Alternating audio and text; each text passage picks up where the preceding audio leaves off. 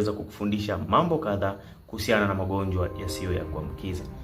Ningependa kusimulia kwa vipindi tu kidogo ambavyo baadaye vinaweza vikakufundisha mambo kadhaa kuhusiana na magonjwa yasiyo ya kuambukiza. Kumbuka, magonjwa yasiyo ya kuambukiza ni magonjwa ambayo hayatoki mtu mmoja kwenda kwa mtu mwingine. Kuna mzee mmoja anaishi maeneo ya Songea vijijini. Mzee huyu alikuwa na shughuli za kilimo, lakini pia alikuwa anajishughulisha zaidi na shughuli za uwindaji. Mara kadhaa sana mzee huyu alipokuwa akimaliza shughuli zake za kila siku, alikuwa anakwenda kukutana na marafiki zake, pia kubadilishana nao mawazo, lakini pia kuangalia kama wanaweza kufanya vitu kadhaa kwa maisha ya kila siku. Lakini ifikapo jioni wanakwenda kupata mvinyo kidogo na mambo mengine yanaendelea. Lakini licha ya hivyo tu, katika umri wake wa ujana mzee huyu alikuwa akijishughulisha zaidi na uvutaji wa sigara ikiwemo na bangi, lakini pia na matumizi ya ugoro. Kwa kipindi kile ilikuwa ndio ujana zaidi katika matumizi ya vitu kama hivi. Sasa maisha yakawa yanakwenda yanasogea, kila siku mambo yanakwenda yanabadilika. Na kumbuke kuwa zamani kidogo watu wengi sana walikuwa hawaamini kwenye mambo ya hospitali.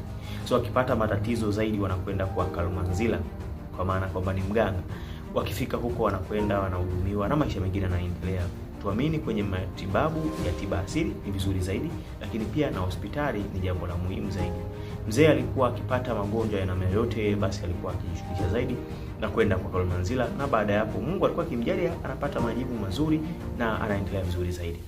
Siku zikawa zinasogea, maisha yanabadilika kutokana na utamaduni wa maeneo yale. Ilikuwa ni sehemu ya maisha yao kwenda kufanya shughuli zao za uwindaji, unywaji wa pombe, matumizi ya tumbaku, hasa kwa kipindi kile cha teenager ambao ni vijana zaidi. Maisha yalipokuwa kisogea, mzee alikaribia kufikia miaka 45. Alipofika miaka 45 mambo yakaanza kubadilika. Akawa anapata shida za kuona, wakati mwingine maumivu ya kichwa mara kwa mara, na wakati mwingine alikuwa anapoteza kabisa uwezo wa kukumbuka mambo. Kwa mujibu wa maelezo ambao pia alikuwa akinisimulia mzee huyu, anasema kwamba yeye pia alikuwa anapata changamoto ya kuchoka sana, licha ya kuwa zamani alikuwa anafanya shughuli zake za kilimo kama ilivyo kawaida. Unajua nini kilitokea? Baada ya hapo akaenda hospitali kupata huduma ya uchunguzi wa magonjwa mbalimbali, lakini pia alipata nafasi ya kupima ugonjwa wa kisukari.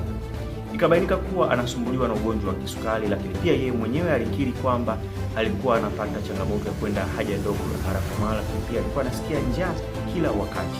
Changamoto zaidi ilijitokeza kwa sababu walikuwa ni watu ambao wanapenda zaidi kwenda kwenye huduma za tiba asili, kwa maana kwa waganga, lakini pia na kusikia mambo mengine kutoka kwa watu wengine. Mzee aliweza kwenda kwa mganga. Changamoto ambayo alikutana nayo ya kwanza, kadri muda ulivyokwenda akawa anapata maumivu ya kichwa mara kwa mara, kizunguzungu kila wakati, akapata changamoto ya kuzimia na kupoteza fahamu kabisa.